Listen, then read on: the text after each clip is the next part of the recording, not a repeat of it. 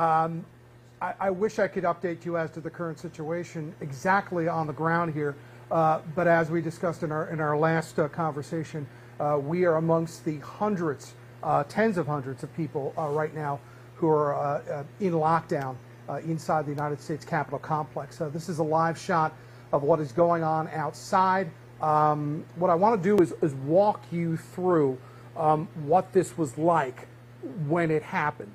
We arrived up here at the U.S. Capitol around noon. Now, normally that's about a 30-minute trip. It took us about an hour and a half to get up here and into our position, which was going to be in the U.S. House Cannon House Office Building Rotunda. That is where we had planned to bring you our coverage today of the Electoral College vote.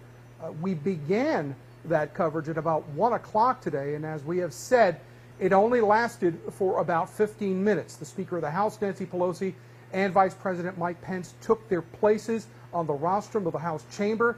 At that point, they began the procedure which was going to wind up with the election of President-elect Joe Biden. They began alphabetically. When they got to Arizona, about 15 minutes into the procedure, that is when the first official objection from the House members and a Senate member was lodged. So at about 1:15 this afternoon, the entire process came to a halt.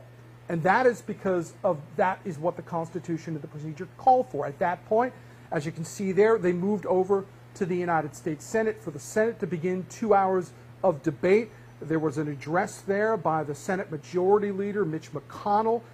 He described to them in no uncertain terms that he was not on board with this effort to not proceed with this Electoral College vote today.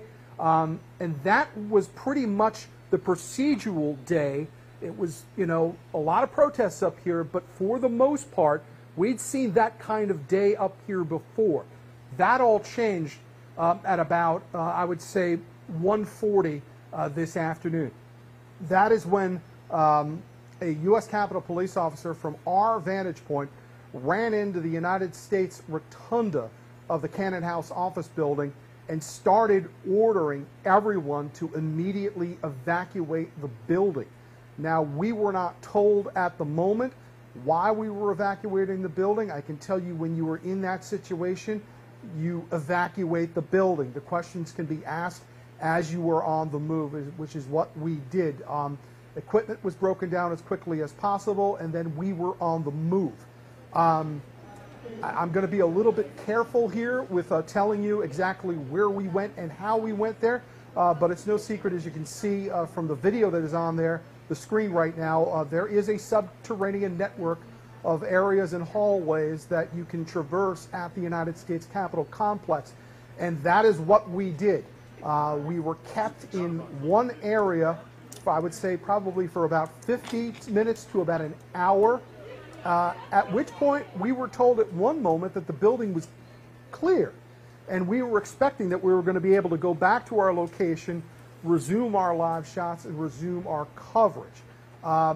That then changed quickly. Another wave of United States Capitol police officers came into our location and quickly began ordering everyone to evacuate the location we had been evacuated to. So we were on the move once again. Gear collected, belongings collected, and we were on the move.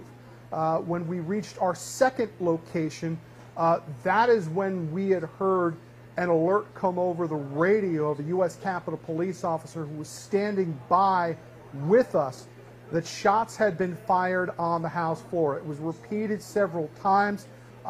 Shots fired, House floor, shots fired, House floor, shots fired, House floor. We heard it 3 distinct times. At that moment, another wave of officers came in, and we were told to stand to the walls because they needed to clear the hallway out because they were going to be bringing injured officers through. There was anywhere from 15 to 20 officers who walked through the area where we were. There were lacerations to their faces. There were lacerations to their necks. We could see injuries about their heads.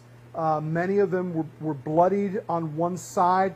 You could see they had suffered bruises and punches. The only good part about any of that was they were all on their feet.